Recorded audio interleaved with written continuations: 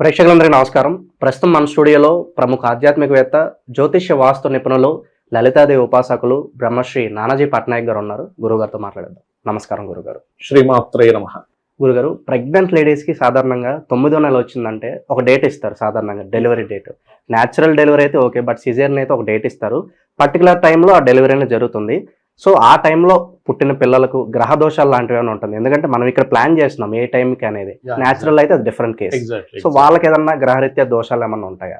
అంటే మీ క్వశ్చన్ ఏంటంటే, ఒకవేళ ఆ టైంలో పుడితే అంటే మనం ప్లాన్ చేసి పుడితే మనం ప్లాన్ చేసి ఒక ముహూర్తం పెడుతున్నాం కాబట్టి గ్రహ దోషాలు లేకుండా పుట్టినందుకు ఆ వ్యక్తికి ఏమి కాకుండా చక్కగా పుడతాడానా, లేకపోతే మనం ప్లాన్ చేసింది పర్ఫెక్ట్ రిజల్ట్ వస్తుందని మీ డౌటా, లేకపోతే ఏంటి? నా డౌటే గురుగారు. అంటే మనం ప్లాన్ చేసిన ఎంతవరకు రిజల్ట్ వస్తుంది, ఆ దోషాలు ఏమన్నా అతని మీద వర్తిస్తాయా లేదా అనేది.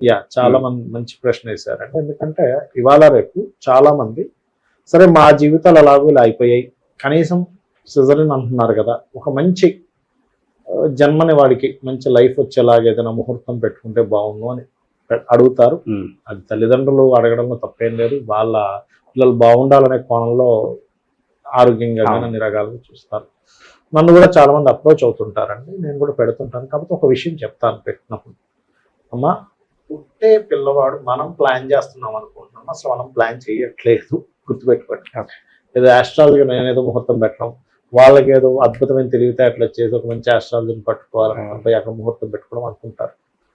అదంతా కూడా మనం ఏదో ప్లాన్ చేసేస్తున్నాం అనుకోవడం తప్పు. ఫస్ట్ ఆ టైంకి రావడం దైవ నిర్ణయం. ఆ టైంకి పుట్టాలని ఉంటే ఆ జ్యోతిష్కుడు ఆ టైంకి పెడతాడు. ఆ టైంకి పుట్టే యోగం లేదనుకోండి, మనం ముహూర్తం పెట్టినా పుట్టడండి. ముందే నొప్పులు వస్తాయి తల్లికి, ముందే అమ్మ రేపు ముహూర్తం అనుకోండి, ఈ రోజు నొప్పులు వచ్చేస్తాయి తల్లికి. వెంటనే ఏం చేస్తారు? ఆపలేరు కదా, తీసుకెళ్ళి. ఫస్ట్ ఆఫ్ ఆల్ ఏంటంటే, ఏ జీవైనా భూమి మీద ఫలానా టైంలో పుట్టాలని ఫస్ట్ రాసి పెట్టి ఉంటుంది. మరి ఆ ముహూర్తంలో కొంతమంది పుడతారండి. మీరు ఒక 10 ముహూర్తాలు పెడితే కనీసం ఒక 4-5 పుట్టుండొచ్చు కదా. అదేంటంటే వాళ్ళకి అలాంటి రాసి పెట్టింది. అర్థమైందండి? ఖచ్చితంగా రాసి పెట్టింది. కాబట్టి దాన్ని ఎవరూ మార్చలేరు. అయితే ఇక్కడ చాలా మంది ఏమనుకుంటుంటారంటే, నార్మల్ డెలివరీ అయితేనే వాళ్ళకి కర్మ ఉంటుంది, ముహూర్తం పెట్టుకుంటే కర్మ పనిచేయదేమో అనుకుంటారు. అలా ఏముండదు. ముహూర్తం భూమి మీదకి వచ్చావు, భూమి మీద పుడుతున్నావు అంటే నీ యొక్క పాపకర్మ పుణ్యకర్మ రెండూ ఉన్నాయి. ఒక జీవి, ఏ జీవి అయినా సరే భూమి మీద పుట్టింది అంటే పాప పుణ్య 2 కర్మలు ఉంటేనే భూమి మీద జననం ఉంటుందండి. అదర్వైజ్ మీకు భూమి మీద జననం జరగనే జరగదు. గుర్తుపెట్టుకోండి. ఎలా అంటే, ఇప్పుడు గంగాదేవికి వరుసగా పుడతారు, మీకు తెలిసిన ఒక్కొక్కరిని తీసుకెళ్లి కలిపేస్తారు.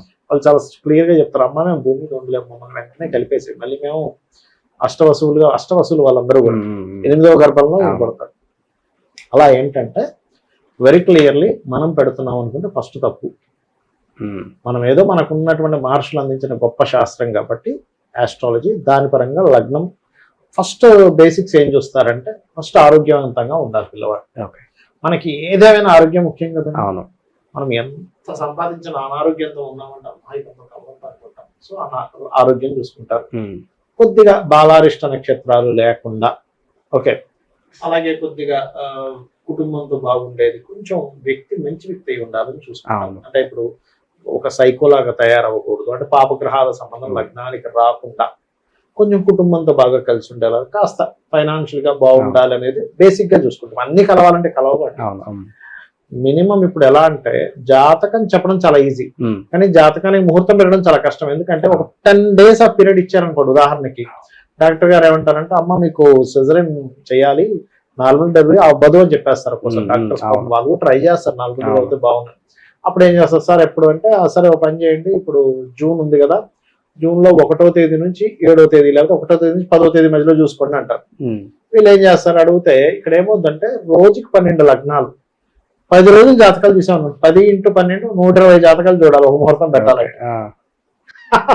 చాలా కష్టం. లక్కీగా ఆ పుట్టే జాతకుడు పూర్వజన్మల్లో మంచి పుణ్యం చేసుకున్నాడు అనుకోండి, ఈ ముహూర్తంలో పుడతాడు. ఇంకోటి ఏంటంటే, ముహూర్తం పెట్టే వ్యక్తికి కూడా పరిజ్ఞానం ఉండాలి. ఆ పరిజ్ఞానం ఉండాలంటే అలాగా లగ్నం ఎలా ఉంది, ధనస్థానం ఎలా ఉంది, కుటుంబ స్థానం ఎలా ఉంది, సిబ్లింగ్స్ తో బాగా కలిసి అన్ని కలవాలంటే కలవండి. మీరు ఎంత ముహూర్తం పెట్టినా కూడా ఎందుకంటే ఈ భూమి మీద పుట్టే ప్రతి వ్యక్తి ఏదో దాంతో సఫర్ అవుతాడు, ఏదో ఒక మంచి యోగాన్ని కూడా పొందుతాడు. ఈవెన్ ధీరుభాయ్ అంబానీ కూడా పాపం వాళ్ళ అబ్బాయి బాలేడని ఒక బాధ ఉంటుంది. పాపం ఫ్యాట్ అయిపోయాడు, మధ్యలో హెల్త్ ఇష్యూ వచ్చింది, మరి అన్ని లక్షల కోట్లు, వేల కోట్లు, లక్షల కోట్లు, మరి ఆయనకు బాధ లేదా? ఈవెన్ చిన్న వ్యక్తికి కూడా అతని స్థాయిలో ఆయనకు ఉంటుంది, అన్ని ఉన్నవాడికి ఏదో ఒక బాధ ఉంటుంది. నేనేమంటానంటే, ఒకటి మీరు పెడుతున్నారు అందుకే అద్భుతంగా పుట్టాడు అనుకుంటే తప్పు. మీ చేత ఆ అమ్మవారు పెట్టిస్తుంది, వాడికి పుట్టే యోగం కరెక్ట్ అందులో ఉంటే అమ్మవారు పడతాడు. చాలా మంది చెప్తాం, మనం చూస్తాం గురుగారు, నేను పెట్టాను ముహూర్తం అందుకని మీకు అద్భుతమైన ఫలితాలు వస్తున్నాయి అని చెప్పి చాలా మంది ప్రస్తావిస్తూ ఉంటారు. ఇక్కడ ఎలా అంటారండి, ఇప్పుడు ఉదాహరణకి కొన్ని పెళ్లిళ్ళు కూడా జరుగుతూ ఉంటాయి. పెళ్లి ముహూర్తం పెట్టుకుని కూడా ఎందుకు విడిపోయారు అంటూ ఉంటారు. ఇక్కడ జరిగే 2 విషయాలకి చెప్తా చూడండి. పెళ్లి ముహూర్తానికి ఎప్పుడు కూడా జీలకర్ర బెల్లం తల మీద పెట్టి ఒకరి కళ్ళలో ఒకరు చూసుకోవాలి. దానికంటే ముఖ్యంగా ఇంకొక విషయం చెప్తా. పెళ్లి కంటే ముందు మనకి పెళ్లి చూపులు అంటారు చూసారా, అసలు పెళ్లి చూపులకు ముహూర్తం ఉండాలి. ఎందుకంటే చూస్తున్నారు ఒకరికొకరు, అసలు అది ఎవరు పట్టించుకోరు. ఫస్ట్ పెళ్లి చూపులకు అసలు ముహూర్తమే పెట్టుకోవాలి. అసలు యాక్చువల్గా పాతకాలంలో ఏముండేదంటే, అసలు వధువు వరులు ఇద్దరు ఫస్ట్ చూసుకునేవారు కాదు, పెద్దలు వెళ్ళి మాట్లాడేవారు. వాళ్ళు చూసుకోవడం కేవలం పెళ్లి మండపం మీద ఆ తెర కట్టి ఉన్నప్పుడు, మంత్రాలు జరిగినప్పుడు ముహూర్తానికి ఆ తెర అడ్డం తీసే కానీ ఒకరి తల మీద ఒకరు జీలకర్ర బెల్లం పెట్టుకుని ఒకరి కళ్ళలో, దట్ ఈస్ ద ముహూర్త. అంటే ఆ టైంలో చూసుకున్న చూపులు వాళ్ళిద్దరి మనసుని కలుపుతాయి. సోల్ కారకుడు అయినటువంటి రవి కుడికన్ను కారకుడు, మనసు కారకుడు ఎడంకన్ను చంద్రుడు కారకుడు. చంద్రమా మనసో జాత చక్షు అంటే దీనికి కళ్ళకి సూర్యుడు కారకుడు, ఆత్మకి ఆత్మ సూర్యుడు కారకుడు అంటుంటాం. ఆ రెండో ఎప్పుడైతే ఆత్మ సోల్ కారకుడు మనస్కారకుడు చూసుకుంటారో అప్పుడు వాళ్ళ బంధం నిలబడుతుందని చెప్తారు. అది తెలియక మనం ఎప్పుడు పడితే ఎక్కడ పడితే అక్కడ కలిసి వస్తున్నారు మనుషులు అలా. ఇక్కడ ముహూర్తం ఖచ్చితంగా పనిచేస్తుందండి, కాకపోతే అది పెట్టే విధానం తెలియాలి, పంచగ్రహితం చేయాలి, కలశ శుద్ధి చేయాలి. అదేవిధంగా ఏ భావానికి సంబంధించిన ముహూర్తం పెడుతున్నామో ఆ భావం శుద్ధిగా ఉండాలి, అష్టమ శుద్ధి ఉండాలి. శుభగ్రహాలు ఎక్కడ ఉండాలో అక్కడ ఉండాలి, పాపగ్రహాలు ఎక్కడ ఉండాలో అక్కడ ఉండాలి. అయితే ఇక్కడ చాలా మంది ఏమంటే మరి ముహూర్తాలు పెట్టుకుంటూ కూడా కొంతమంది చూడండి, ఒక్కోసారి ఒక ముహూర్తంలో చాలా పెళ్లిళ్ళు అయ్యాయి, అందులో ఎందుకు విడిపోయారు కొంతమంది అంటున్నారు. ఇక్కడ ఏంటంటే, ఇది నేను ఒక విషయం చెప్తా. ఇప్పుడు ఒక ఎగ్జామ్ పెట్టింది గవర్నమెంట్, ఆ ఎగ్జామ్కి అందరూ అటెండ్ అయ్యారు, అందులో కొంతమంది ఫెయిల్ అయ్యారు, కొంతమంది సక్సెస్ అయ్యారు. ఎందుకు అయ్యారు? ఆ ఎగ్జామ్ రాసిన వ్యక్తికి ఆ ఎలిజిబిలిటీ ఉంది, చక్కగా చదువుకున్నాడు, సక్సెస్ అయ్యాడు. అంటే ఏంటి? వీడికి ఫస్ట్ ఎలిజిబిలిటీ ఉండాలి. అంటే ఏంటి? ఈ అమ్మాయికి కానీ అబ్బాయి కానీ వివాహం చేసేటప్పుడు వివాహ యోగము అని ఉంటుంది మన చిన్న జాతకంలో. 3 నుంచి 5 సార్లు వస్తుంది ఆ యోగం. అంటే మన లైఫ్ లో ఒక 22 ఏళ్ళు 23 ఏళ్ళ నుంచి ప్రారంభమైతే కొంతమంది 18 ఏళ్ళు కూడా వస్తుంది. ఒక 4 to 5 times minimum 3 to 5 times ఉంటుందండి. ఆ పర్టికులర్ టైం పట్టుకోవాలి. ఓకే, ఆ 2024-25 మే నుంచి 26 మే మధ్యలో వీళ్ళకి వివాహ యోగం ఉందంటే అప్పుడు చేసుకోవడం కరెక్ట్. అలాగే అవయోగం కూడా ఉంటుంది. అంటే ఈ ఇయర్ నుంచి ఈ మంత్ లో చేసుకోకూడదని ఉంటుంది. ఆ టైంలో చేసుకుంటే మీరు ఎంత మంచి ముహూర్తం పెట్టుకున్నా కూడా మీకు అది దెబ్బ కొడుతుంది, గుర్తుపెట్టుకోండి. Point number 1. రెండవది, వాళ్ళ జన్మజాతకాల్లో 2వ వివాహ యోగం ఉంటుంది, అది చూసుకోవాలి. అది చూసుకోకుండా వివాహం చేసుకుంటే వాళ్ళకి ఖచ్చితంగా first marriage divorce, second marriage లో వెళ్తారు. దానికి ఏమిటంటే పరిహారం అంటే చాలా స్పష్టంగా దానికి గ్రంథాల్లో ఉంది మనకి. ఆ గ్రంథంలో చాలా క్లియర్ గా అర్క వివాహము అని చేస్తారు. జిల్లేడు మొక్కకి చేస్తారు పురుషుడికి అయితే, స్త్రీకి అయితే అరటి చెట్టుకి కానీ కుండకి కానీ చేస్తారు. కుంభ వివాహం అంటారు. అది చేంజ్ చేసుకోవడం ఉత్తమం. చాలా మంది అదేమిటండి అంటారు. నేను ఒకటే చెప్తానండి, ఇప్పుడు ఫస్ట్ ఒక వివాహం చేసుకొని పాపం ఆ పిల్ల ఇద్దరు గొడవలు పెట్టుకొని ఫ్యామిలీస్ కూడా దానివల్ల ఎఫెక్ట్ అయ్యి వాళ్ళు కూడా నానా రభస అయ్యి కోర్టులకు వెళ్ళి పోలీస్ స్టేషన్కి వెళ్ళి విడాకులు అయిపోయి తర్వాత మళ్ళీ కొంత వాళ్ళు డిప్రెషన్కి వెళ్ళి ఇంకో సంబంధం చూసుకొని సరే ఫస్ట్ది ఇలా అయింది నెక్స్ట్ ఇలా ఉంటుందో అని భయంగా మీరు జీవితం గడిపే కంటే కూడా ఒక 2 గంటల సేపు మీరు ఈ వివాహ సంబంధించి చేసేసుకోవచ్చు కదా. ఇందులో ఒక రాంగ్ కాన్సెప్ట్ నడుస్తుంది. ఏంటంటే అందరూ ఏమనుకుంటారు, అర్క వివాహం చేసుకుంటే వివాహం అవుతుంది అనుకుంటారు. కాదు, వివాహం అవ్వడానికి అర్క వివాహం కాదు. 2 వివాహాల యోగం ఉంటే ఆ దోషం పోగొట్టడానికి అర్క వివాహం.